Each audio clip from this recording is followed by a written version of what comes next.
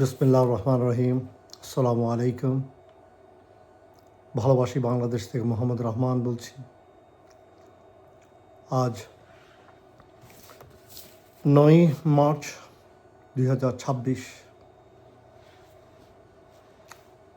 আপনারা সবাই ভালো করে জানেন 28 ফেব্রুয়ারি 2026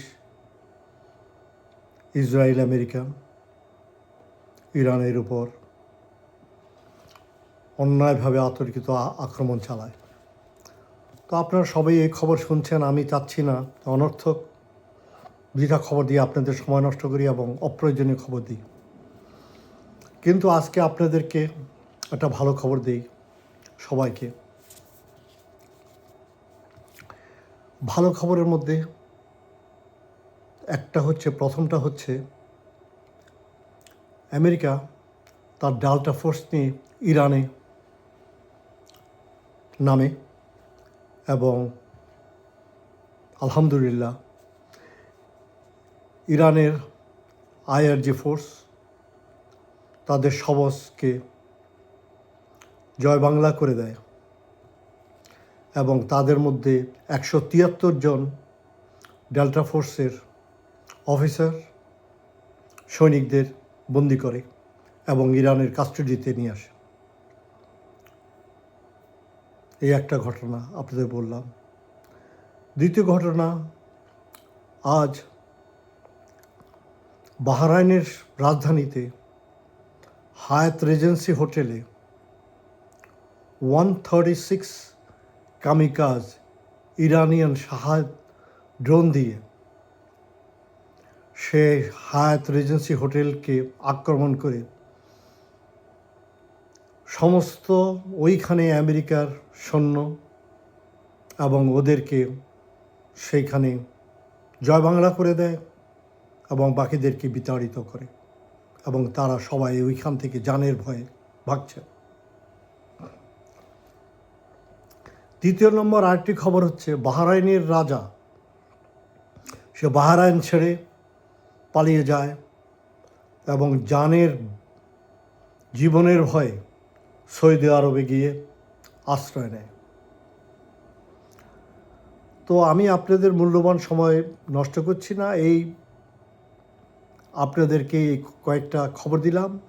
আর দ্বিতীয়ত, আপনারা তো জানেন যে আমেরিকার যে আব্রাহাম লিঙ্কন যে এয়ারক্রাফট ক্যারিয়ার এখন ইরান থেকে প্রায় 1000 কিলোমিটার দূরে সরে যায়। কিছুদিন আগে সে আবার গালফ অফ হরমুজে আসার চেষ্টা করেছিল, কিন্তু ইরানের ড্রোন তাকে বিতাড়িত করে।